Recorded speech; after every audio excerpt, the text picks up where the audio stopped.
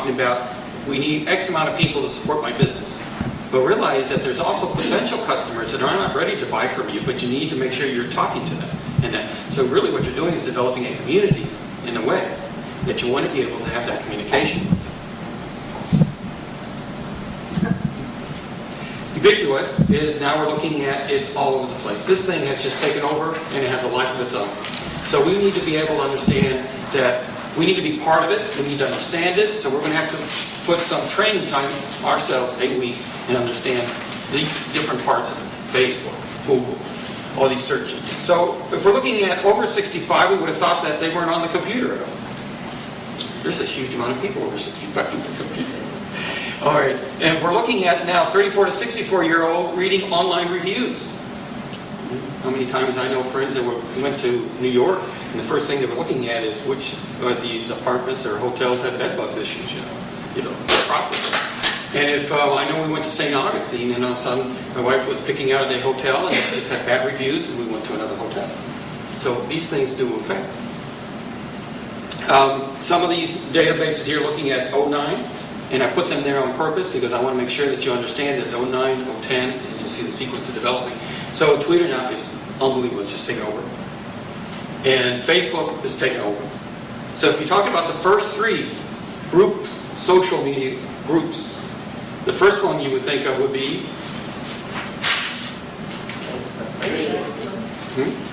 You want us to say Twitter? Not yet.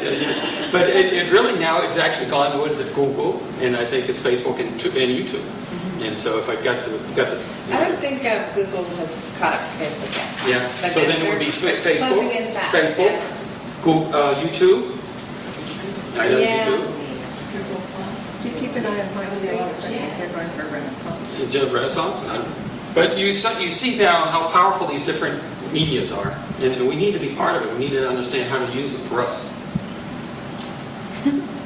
This guy keeps coming in. And really what you want to do is use the social media to listen. If I could have an understanding when I did marketing before, back in 1980, I wasn't listening to my people. I was broadcasting. I was getting 3%, 4% of my advertising, and they would advertise. I would put on paper, on radio, on TV, and I would. And the only feedback that I would get would be people that actually came in through the door. Right? So if there's a way for me to listen to this, let's see if we've got this here.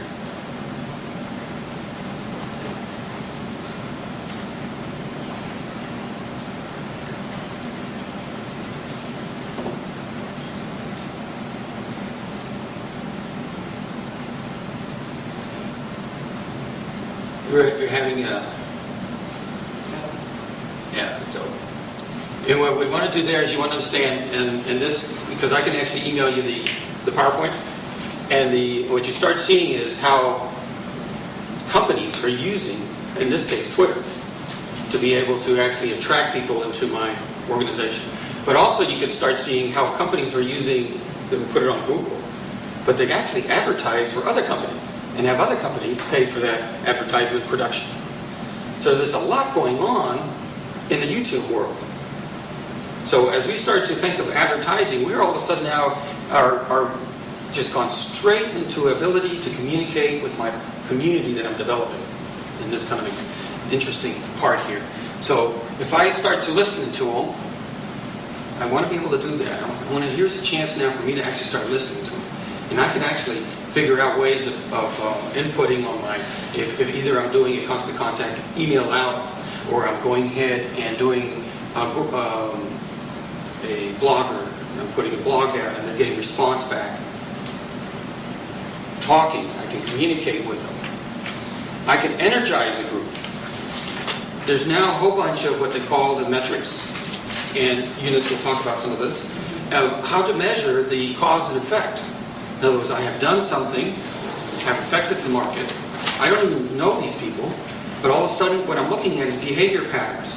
Because if I can see certain behavior patterns, I can start maybe exposing the deal. Supporting, and it was interesting, Stephanie, you mentioned this, but supporting each other. If I can go ahead and become the center of reference and have businesses support each other, I become the center. I become, triangulation, you've heard that phrase a lot.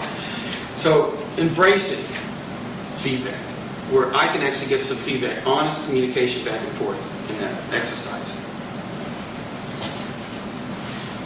Well, we went ahead and talked about social media. We talked about different parts of it. But you really think about, how do we start? How do we kind of get control of this thing? In your marketing plan, you really should be thinking about some part of this social media, which is now part of it, your guerrilla marketing side of it. But you should also think about putting your media policy, because it's not just going to be you. There may be other people working in your company. So there needs to be a policy. So if you actually took that, draft a company social media policy out, and then just put it in Google or several of the search engines, you're going to start seeing templates on policies for you to start thinking about developing your own policy, because that's how you're going to be able to measure it. Because if something is similar, you're able to measure the results of it, cause and effect. And this is so important for us because this is where we can get hurt. So we need to make sure that we understand some of the policies of our own. Because from the policies, you got the procedures, and then you start developing this. As we get going here, there's some pros and there's going to be some cons in this little game that we're looking at. Because a lot of us have actually posted on the internet. And we think that nothing's happened. But you'd be surprised how many people are reading what just got posted. And they may not tell you, but they may tell somebody else. So we need to understand that there is a cause and effect here. So listen to your customers. Provide direct customer service using this service. Build relationships. And this is where branding is very important now. Because now every time your statement goes out, your brand is going out. So you want to protect that. This developing of a brand is really the reason you got in business. Because how do I tell you apart from somebody else? When I go to Publix and I'm looking at, what cans of beans, I'm going to look something as simple as that. And then you have, if I'm looking for the Latin beans, or you see Goya, all of a sudden you say, man, that's a brand that I'm familiar with. So all of a sudden the education has already been given to me on this process. So I need to educate my market about my strength, my expertise. So this is where the branding, the emotion is attached to the branding, to the brand. Improve search engine ranking. The more traffic that we have to my website, the more people will start to look at my source. Now, with every control that I put in, I have now more responsibilities. Now, so what I've got to do is understand that what I want to do is make my business work harder. I have people that come into business and they say, I want to start a business. And I say, well, why would you want to do that?